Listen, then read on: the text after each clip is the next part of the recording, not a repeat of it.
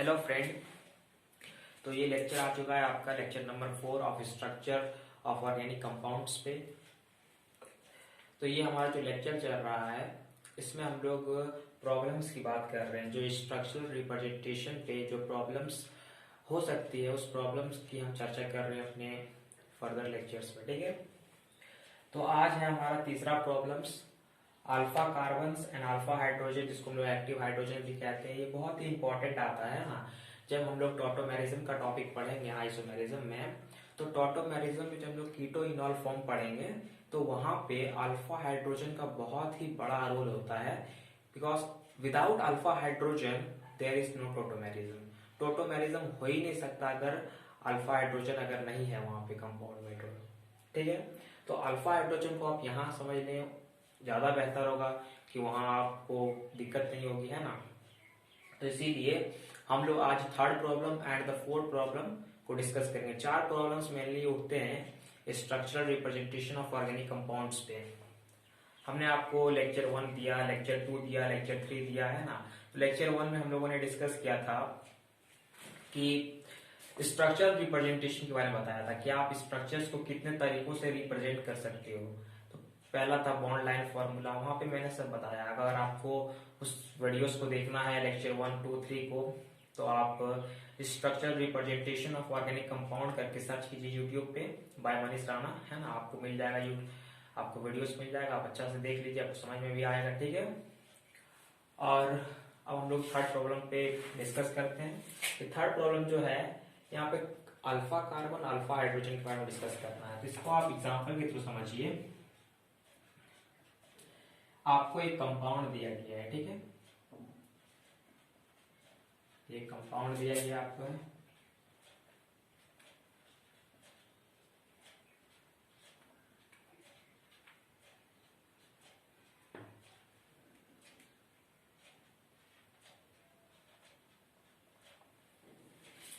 इस कंपाउंड को मैंने थोड़ा अजीब ढंग से लिखा है ना। ये जो है कंडेंस फॉर्म में है, यहाँ मैंने थोड़ा सा कंप्लीट कर दिया है और यहाँ पे एक फंक्शनल ग्रुप्स लगा दिया है ना। तो इसमें बोलता है, ये जो आपका प्रॉब्लम है इसमें बोलता है कि अगर कोई कंपाउंड में आपको अल्फा कार्बन अल्फा हाइड्रोजन को पहचानना है तो उस कंपाउंड में फंक्शनल ग्रुप होना बहुत जरूरी है। Without functional groups alpha carbon alpha hydrogen exit नहीं कर सकते हैं। ठीक है, तो आपको सबसे पहले फंक्शनल ग्रुप पे ध्यान देना चाहिए। अगर कोई कंपाउंड में फंक्शनल ग्रुप्स प्रेजेंट हैं तो वो कंपाउंड जो होगा उस पर अल्फा कार्बन होंगे और अल्फा हाइड्रोजन होंगे। जैसे मैंने कंपाउंड लिखा आपके सामने, इस कंपाउंड में सबसे पहले आप पहचानिए कि फंक्शनल ग्रुप क्या है। तो अगर आप थोड़ा सा भी नॉलेज रखते होंगे ऑर्गेनिक कंपाउंड में फंक्शनल ग्रुप्स का, तो आपको पता होगा कि ये जो है ये वाला, ये जो है ये आपका एक फंक्शनल ग्रुप्स है। कौन फंक्शनल ग्रुप है? कार्बोक्सिलिक एसिड, है ना। ये आपका फंक्शनल ग्रुप्स है। तो इसके इस क्वेश्चन के लिए आपको कंडीशन चाहिए था कि एक फंक्शनल ग्रुप होना चाहिए क्वेश्चन में। फंक्शनल ग्रुप्स है आपके पास, तो फंक्शनल ग्रुप में कार्बन हो या फंक्शनल ग्रुप में कार्बन नहीं हो उससे कोई फर्क नहीं पड़ता। फंक्शनल ग्रुप के बाद जो जस्ट आफ्टर उसके आएगा कार्बन, वो कार्बन को हम बोलेंगे, जस्ट ये कार्बन को हम लोग बोलेंगे अल्फा कार्बन। ठीक है, कोई दिक्कत ना, इसको बोलेंगे अल्फा कार्बन, इसे हम अल्फा कार्बन बोलेंगे। ठीक है, और अल्फा कार्बन के हाइड्रोजन को, अल्फा कार्बन के हाइड्रोजन को बोला जाएगा अल्फा हाइड्रोजन, इसको बोला जाएगा हाइड्रोजन, हाइड्रोजन,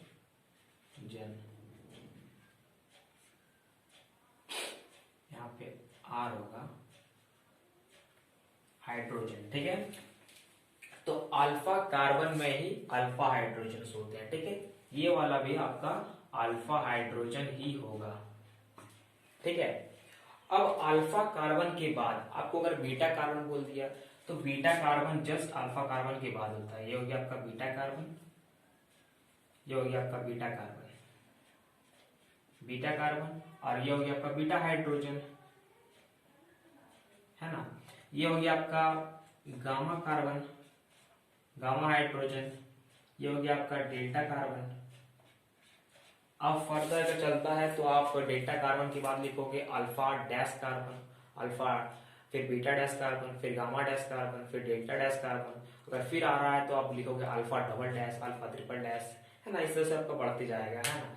तो इस तरह से आप कोई भी कंपाउंड आपको दे दिया जाए विथ फंक्शनल ग्रुप्स और आपको बोला जाए कि आप इसमें बताइए अल्फा कार्बन क्या है, अल्फा हाइड्रोजन क्या है, तो आप फंक्शनल ग्रुप्स को देखिए। उसके जस्ट आफ्टर फंक्शनल ग्रुप में कार्बन है या नहीं है उससे कोई फर्क नहीं पड़ता, उसके बाद वाला कार्बन को बोलेंगे अल्फा कार्बन, और अल्फा कार्बन में जो हाइड्रोजन होगा उसको बोलेंगे हम लोग एक्टिव हाइड्रोजन या फिर अल्फा हाइड्रोजन, ठीक है। और उसके बाद अल्फा कार्बन के बाद आएगा बीटा कार्बन, बीटा कार्बन के बाद आएगा गामा कार्बन, गामा कार्बन के बाद आएगा आपका डेल्टा कार्बन, और फिर शोन चलता रहेगा अल्फा डैश बीटा डैश, ठीक है। तो ये था, इस तरह से हम लोग फाइंड आउट करते हैं अल्फा कार्बन अल्फा हाइड्रोजन, ठीक है। अब जो सेकंड क्वेश्चन इसमें आता है, द सेकंड क्वेश्चन, ये हो गया थर्ड क्वेश्चन। फोर्थ क्वेश्चन जो आता है इस पर स्ट्रक्चरल रिप्रेजेंटेशन पे, वो आता find degree of carbon, find degree of carbon. आपको कार्बन का डिग्री पता करना है कि कौन डिग्री कार्बन है, 1 डिग्री है, 2 डिग्री है, 3 डिग्री है, 4 डिग्री है। कार्बन 4 डिग्री तक ही होता है, ठीक है। आपको यहाँ पे 1 degree carbon, 2 degree carbon, 3 degree carbon and 4 degree carbon पता करना है, ठीक है। आपको कोई कंपाउंड दिया गया, उसको आप चेक कीजिए कि कौन कौन कार्बन है इसमें, इसमें 1 डिग्री कार्बन है, 2 डिग्री कार्बन, 3 डिग्री कार्बन है, आपको पता करना है, ठीक है। जैसे हम लोग एक कंपाउंड ले लेते हैं, है ना, एग्जांपल के तौर पे समझाने के लिए, CH3 CH2 CH bond CH3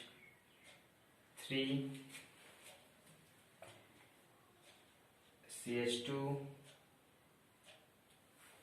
थोड़ा मिस्टेक हो गया। हम लोग ये कंपाउंड लेते हैं CH3 bond C bond CH3 bond CH3 bond C bond CH3 bond CH3 CH2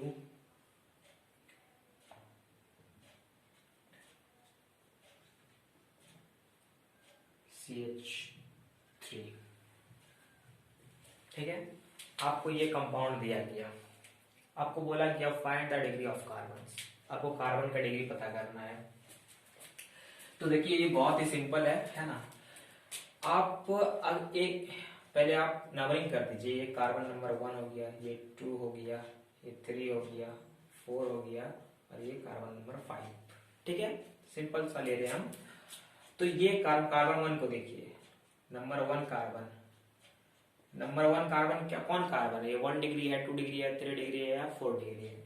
तो अगर कार्बन एक कार्बन से अगर जुटा हुआ है तो होगा 1 डिग्री कार्बन, ठीक है। कार्बन 1 है, ये एक कार्बन से जुटा हुआ है तो 1 डिग्री कार्बन। ये कार्बन नंबर 2, ये कार्बन को देखिए, ये कार्बन एक इधर से जुटा हुआ है, एक इधर से जुटा हुआ है, तो बोलेंगे हम लोग 2 डिग्री कार्बन। कार्बन 3 को देखिए आप, ये कार्बन कितने कार्बन से जुटा हुआ है, इधर से एक जुटा हुआ है, इधर से 2, इधर से 3, मतलब ये हो गया 3 डिग्री कार्बन। ये कार्बन को देखिए आप, 4 कार्बन को, तो ये कार्बन कितने कार्बन से जुटा हुआ है, एक इधर है, एक इधर है, एक इधर है, एक इधर है, मतलब 4 कार्बन से, तो ये हो गया 4 डिग्री कार्बन। तो इस तरह से हम लोग degree of carbon find out करते हैं। 5 कार्बन क्या होगा, 5 कार्बन फिर से आपका 1 डिग्री कार्बन होगा, क्योंकि ये कार्बन से जुड़ा हुआ है, ठीक है। तो ये 1 डिग्री कार्बन फिर से आ गया। तो आपको ये क्वेश्चन था जो मैंने प्रैक्टिस करवा दिया। स्ट्रक्चरल रिप्रेजेंटेशन पे इतना ही क्वेश्चन बन सकता है जितना मैंने आपको बताया, 4 क्वेश्चन बताया। जो पहला क्वेश्चन था इसमें, द फर्स्ट क्वेश्चन वो था कि आपको फाइंड आउट करना है या फिर कैलकुलेट करना है number of sigma and number of pi bonds, ठीक है। दूसरा क्वेश्चन जो मैंने आपको कराया वो था find the hybridization of carbon, carbon का हाइब्रिडाइजेशन पता करना है। जो तीसरा क्वेश्चन है अभी कराया मैंने आपको, find the alpha carbon and alpha hydrogen.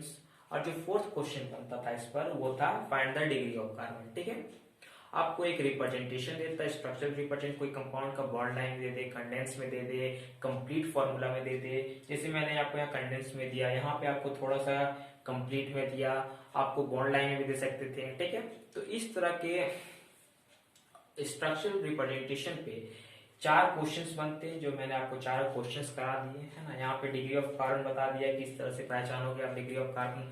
कोई एक सिंगल कार्बन है, अगर वो एक कार्बन से जुटा हुआ है तो वो 1 डिग्री कार्बन होगा। अगर कोई कार्बन है जो 2 से कार्बन से जुटा हुआ है, 2 कार्बन से घिरा हुआ है, तो वो होगा 2 डिग्री कार्बन। 3 कार्बन से घिरा है 3 डिग्री कार्बन, 4 कार्बन से जुटा हुआ है 4 डिग्री कार्बन, है ना। तो ये बहुत ही सिंपल था और ये भी बहुत सिंपल है। कोई भी फंक्शनल ग्रुप्स के पहले, कोई फंक्शनल ग्रुप के जस्ट आफ्टर, जस्ट बाद जो कार्बन आएगा वो होगा अल्फा कार्बन, उस पे जो हाइड्रोजन होंगे वो होंगे अल्फा हाइड्रोजन। ठीक है, तो यहाँ पे मेरे ख्याल से जो है स्ट्रक्चर्स ऑफ ऑर्गेनिक कंपाउंड्स जो है वो कंप्लीट हो जाता है। अब इस पर कोई फॉर्मूलास नहीं बनेगा, ना इस पर कोई आप इस पर क्वेश्चंस उठेगा आप इस पर, ना इसका कोई और जो है आपको रिप्रेजेंटेशन देखने को मिलेगा स्ट्रक्चर में कंपाउंड्स के। ठीक है, तो यहाँ पर आपका स्ट्रक्चर्स ऑफ ऑर्गेनिक कंपाउंड्स हो जाता है खत्म, और हम लोग जो है आईपीएससी नोमेनक्लेचर जो चल रहा है हमारा नोमेनक्लेचर्स ऑफ ऑर्गेनिक कंपाउंड, वो तो चलता ही रहेगा। ठीक है, तो कमेंट्स भी आते हैं कि आप लोग ये जो बना रहे हैं हम, ये कौन क्लास के देख सकते हैं। तो ये क्लास 10th के लिए भी है, क्लास 11th के लिए भी। ठीक है, कोई क्लास भी देख सकते हैं इसको, जो क्लास आपको समझ में आता है सब मैंने बहुत ही सिंपल तरीके से बताया है। हर एक लड़का, 8 क्लास का भी लड़का समझ सकता है, लेकिन वहां पे तो उसके सिलेबस में ये सब नहीं है। 10th और 11th की क्लास के लिए ये है। ठीक है, तो आप लोग इसको प्रैक्टिस कीजिए घर में। यहाँ पे आपका स्ट्रक्चर्स ऑफ ऑर्गेनिक कंपाउंड खत्म हो जाता है। ठीक है, अब आपका चलेगा सिर्फ आईपीएससी नोमेनक्लेचर, वही चलता रहेगा। ठीक है, तो आप लोग इसको देखिए, समझिए और प्रैक्टिस कीजिए। एक हो सकता है एक लेक्चर में बना दो इस पर एक और, जिसमें मैं क्वेश्चन प्रैक्टिस करवा दूं, चारों क्वेश्चंस को एक सिंगल सा क्वेश्चन में। ठीक है, हो सकता है आ जाए, तो तब तक देखिए।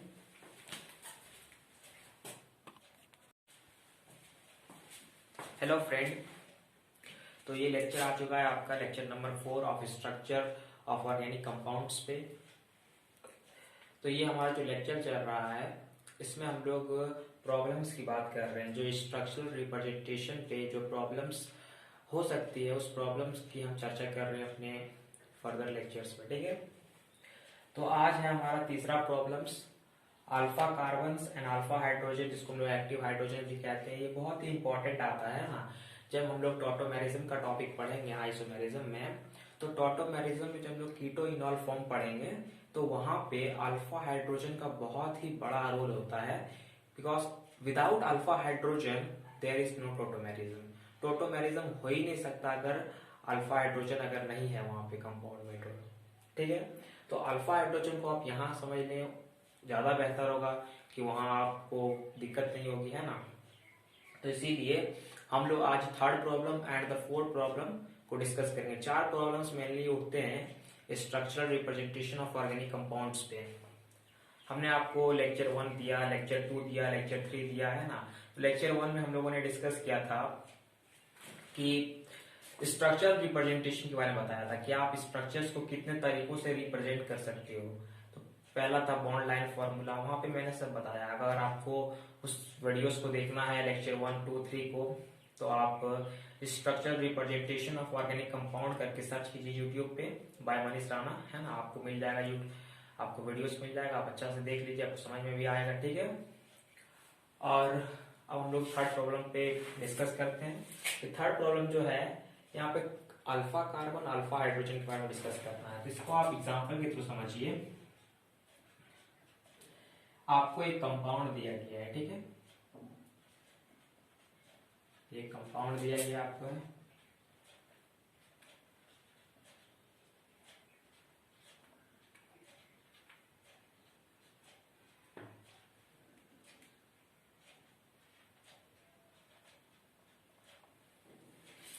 इस कंपाउंड को मैंने थोड़ा अजीब ढंग से लिखा है ना। ये जो है कंडेंस फॉर्म में है, यहाँ मैंने थोड़ा सा कंप्लीट कर दिया है और यहाँ पे एक फंक्शनल ग्रुप्स लगा दिया है ना। तो इसमें बोलता है, ये जो आपका प्रॉब्लम है इसमें बोलता है कि अगर कोई कंपाउंड में आपको अल्फा कार्बन अल्फा हाइड्रोजन को पहचानना है तो उस कंपाउंड में फंक्शनल ग्रुप होना बहुत जरूरी है। Without functional groups alpha carbon alpha hydrogen exit नहीं कर सकते हैं, ठीक है। तो आपको सबसे पहले फंक्शनल ग्रुप पे ध्यान देना चाहिए। अगर कोई कंपाउंड में फंक्शनल ग्रुप्स प्रेजेंट हैं तो वो कंपाउंड जो होगा उस पर अल्फा कार्बन होंगे और अल्फा हाइड्रोजन होंगे। जैसे मैंने कंपाउंड लिखा आपके सामने, इस कंपाउंड में सबसे पहले आप पहचानिए कि फंक्शनल ग्रुप क्या है। तो अगर आप थोड़ा सा भी नॉलेज रखते होंगे ऑर्गेनिक कंपाउंड और फंक्शनल ग्रुप्स का, तो आपको पता होगा कि ये जो है, ये वाला, ये जो है, ये आपका एक फंक्शनल ग्रुप्स है। कौन फंक्शनल ग्रुप है? कार्बोक्सिलिक एसिड, है ना। ये आपका फंक्शनल ग्रुप्स है। तो इसके इस क्वेश्चन के लिए आपको कंडीशन चाहिए था कि एक फंक्शनल ग्रुप होना चाहिए क्वेश्चन में। फंक्शनल ग्रुप्स है आपके पास, तो फंक्शनल ग्रुप में कार्बन हो या फंक्शनल ग्रुप में कार्बन नहीं हो, उससे कोई फर्क नहीं पड़ता। फंक्शनल ग्रुप के बाद जो जस्ट आफ्टर उसके आएगा कार्बन, वो कार्बन को हम बोलेंगे, जस्ट ये कार्बन को हम लोग बोलेंगे अल्फा कार्बन, ठीक है। कोई दिक्कत नहीं, इसको बोलेंगे अल्फा कार्बन, इसे हम अल्फा कार्बन बोलेंगे, ठीक है। और अल्फा कार्बन के हाइड्रोजन को, अल्फा कार्बन के हाइड्रोजन को बोला जाएगा अल्फा हाइड्रोजन, इसको बोला जाएगा हाइड्रोजन, हाइड्रोजन, यहाँ पे आर होगा, हाइड्रोजन, ठीक है। तो अल्फा कार्बन में ही अल्फा हाइड्रोजन होते हैं, ठीक है। ये वाला भी आपका अल्फा हाइड्रोजन ही होगा, ठीक है। अब अल्फा कार्बन के बाद आपको अगर बीटा कार्बन बोल दिया तो beta carbon just alpha carbon के बाद होता है। ये हो गया आपका बीटा कार्बन, ये हो गया आपका बीटा कार्बन, बीटा कार्बन, और ये हो गया आपका बीटा हाइड्रोजन, है ना। ये हो गया आपका गामा कार्बन, गामा हाइड्रोजन, ये हो गया आपका डेल्टा कार्बन। अब फर्दर अगर चलता है तो आप डेल्टा कार्बन के बाद लिखोगे अल्फा डैश कार्बन, अल्फा, फिर बीटा डैश कार्बन, फिर गामा डैश कार्बन, फिर डेल्टा डैश कार्बन। अगर फिर आ रहा है तो आप लिखोगे alpha double dash, alpha triple dash, है ना। इस तरह से आपका बढ़ते जाएगा, है ना। तो इस तरह से आप कोई भी कंपाउंड आपको दे दिया जाए विथ फंक्शनल ग्रुप्स और आपको बोला जाए कि आप इसमें बताइए अल्फा कार्बन क्या है, अल्फा हाइड्रोजन क्या है, तो आप फंक्शनल ग्रुप्स को देखिए। उसके जस्ट आफ्टर फंक्शनल ग्रुप में कार्बन है या नहीं है उससे कोई फर्क नहीं पड़ता, उसके बाद वाला कार्बन को बोलेंगे अल्फा कार्बन, और अल्फा कार्बन में जो हाइड्रोजन होगा उसको बोलेंगे हम लोग एक्टिव हाइड्रोजन या फिर अल्फा हाइड्रोजन, ठीक है। और उसके बाद अल्फा कार्बन के बाद आएगा बीटा कार्बन, बीटा कार्बन के बाद आएगा गामा कार्बन, गामा कार्बन के बाद आएगा आपका डेल्टा कार्बन, और फिर शोन चलता रहेगा अल्फा डैश बीटा डैश, ठीक है। तो ये था, इस तरह से हम लोग फाइंड आउट करते हैं अल्फा कार्बन अल्फा हाइड्रोजन, ठीक है। अब जो सेकंड क्वेश्चन इसमें आता है, द सेकंड क्वेश्चन, ये हो गया थर्ड क्वेश्चन। फोर्थ क्वेश्चन जो आता है इस पर स्ट्रक्चरल रिप्रेजेंटेशन पे, वो आता है find degree of carbon, find degree of carbon. आपको कार्बन का डिग्री पता करना है कि कौन डिग्री कार्बन है, 1 डिग्री है, 2 डिग्री है, 3 डिग्री है, 4 डिग्री है। कार्बन 4 डिग्री तक ही होता है, ठीक है। आपको यहाँ पे 1 degree carbon, 2 degree carbon, 3 degree carbon and 4 degree carbon पता करना है, ठीक है। आपको कोई कंपाउंड दिया गया, उसको आप चेक कीजिए कि कौन कौन कार्बन है इसमें, इसमें 1 डिग्री कार्बन है, 2 डिग्री कार्बन, 3 डिग्री कार्बन है, आपको पता करना है, ठीक है। जैसे हम लोग एक कंपाउंड ले लेते हैं, है ना, एग्जांपल के तौर पे समझाने के लिए, CH3 CH2 CH bond CH3 CH2, थोड़ा मिस्टेक हो गया।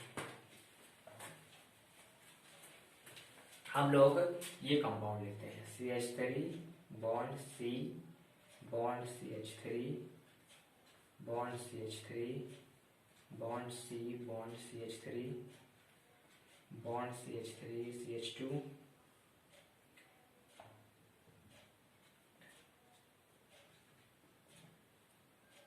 CH3। ठीक है, आपको ये कंपाउंड दिया गया, आपको बोला गया find the degree of carbon, आपको कार्बन का डिग्री पता करना है। तो देखिए ये बहुत ही सिंपल है ना। आप अब एक पहले आप नंबरिंग कर दीजिए, ये कार्बन नंबर 1 हो गया, ये 2 हो गया, ये 3 हो गया, 4 हो गया और ये कार्बन नंबर 5। ठीक है, सिंपल सा ले रहे हैं हम। तो ये कार्बन 1 को देखिए, नंबर 1 कार्बन, नंबर 1 कार्बन क्या कौन कार्बन है, ये 1 डिग्री है, 2 डिग्री है, 3 डिग्री है या 4 डिग्री है। तो अगर कार्बन एक कार्बन से अगर जुटा हुआ है तो होगा 1 डिग्री कार्बन।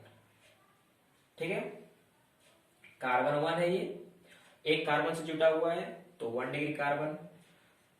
ये कार्बन नंबर 2,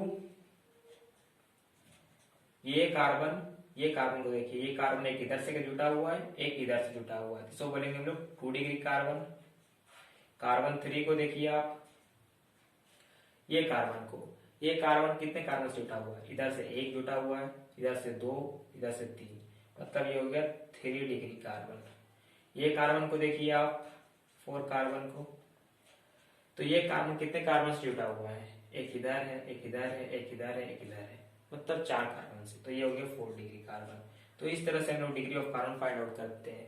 5 कार्बन क्या होगा, 5 कार्बन फिर से आपका 1 डिग्री कार्बन होगा, क्योंकि ये एक कार्बन से जुटा हुआ है। ठीक है, तो ये 1 डिग्री कार्बन फिर से आ गया।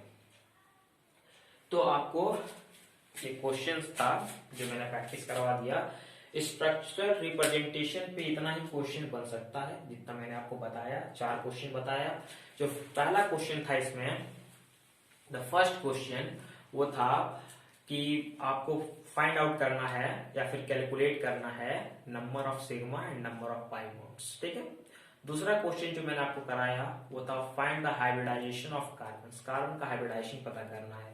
जो तीसरा क्वेश्चन है अभी कराया मैंने आपको, find the alpha carbon and alpha hydrogens. और जो फोर्थ क्वेश्चन बनता था इस पर वो था find the degree of carbon. ठीक है, आपको एक रिप्रेजेंटेशन देता है, स्ट्रक्चरल रिप्रेजेंट, कोई कंपाउंड का बॉन्ड लाइन दे दे, कंडेंस में दे दे, कंप्लीट फॉर्मूला में दे दे। जैसे मैंने आपको यहाँ कंडेंस में दिया, यहाँ पे आपको थोड़ा सा कंप्लीट में दिया, आपको बॉन्ड लाइन में भी दे सकते थे। ठीक है, तो इस तरह के स्ट्रक्चरल रिप्रेजेंटेशन पे 4 क्वेश्चंस बनते हैं, जो मैंने आपको 4 क्वेश्चंस करा दिए है ना। यहाँ पे डिग्री ऑफ कार्बन बता दिया, किस तरह से पहचानोगे आप डिग्री ऑफ कार्बन। कोई एक सिंगल कार्बन है, अगर वो एक कार्बन से जुटा हुआ है तो वो 1 डिग्री कार्बन होगा। अगर कोई कार्बन है जो 2 से कार्बन से जुटा हुआ है, 2 कार्बन से घिरा हुआ है, तो वो होगा 2 डिग्री कार्बन। 3 कार्बन से घिरा है 3 डिग्री कार्बन, 4 कार्बन से जुटा हुआ है 4 डिग्री कार्बन, है ना। तो ये बहुत ही सिंपल था और ये भी बहुत सिंपल है। कोई फंक्शनल ग्रुप्स के पहले, कोई फंक्शनल ग्रुप के जस्ट आफ्टर, जस्ट बाद जो कार्बन आएगा वो होगा आपका अल्फा कार्बन, उस पे जो हाइड्रोजन होंगे वो होंगे अल्फा हाइड्रोजन। ठीक है, तो यहाँ पे मेरे ख्याल से जो है स्ट्रक्चर्स ऑफ ऑर्गेनिक कंपाउंड्स जो है वो कंप्लीट हो जाता है। अब इस पर कोई फॉर्मूलास नहीं बनेगा, ना इस पर कोई आप इस पर क्वेश्चंस पूछेगा आप इस पर, ना इसका कोई और जो है आपको रिप्रेजेंटेशन देखने को मिलेगा स्ट्रक्चर में कंपाउंड्स के। ठीक है, तो यहाँ पर आपका स्ट्रक्चर्स ऑफ ऑर्गेनिक कंपाउंड्स हो जाता है खत्म, और हम लोग जो है आईपीएससी नॉमेनक्लेचर जो चल रहा है हमारा नॉमेनक्लेचर ऑफ ऑर्गेनिक कंपाउंड, वो तो चलता ही रहेगा।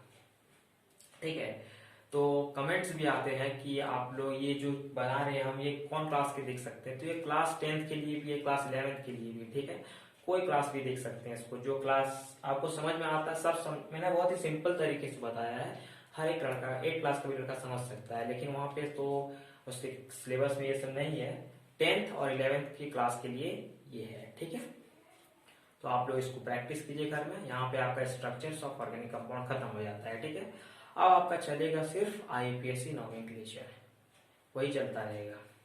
ठीक है, तो आप लोग इसको देखिए, समझिए और प्रैक्टिस कीजिए। एक हो सकता है एक लेक्चर में बना दो इस पर एक और, जिसमें मैं क्वेश्चन प्रैक्टिस करवा दूं, 4 क्वेश्चन को एक सिंगल सा क्वेश्चन में। ठीक है, हो सकता आ जाए, तो तब तक देखिए।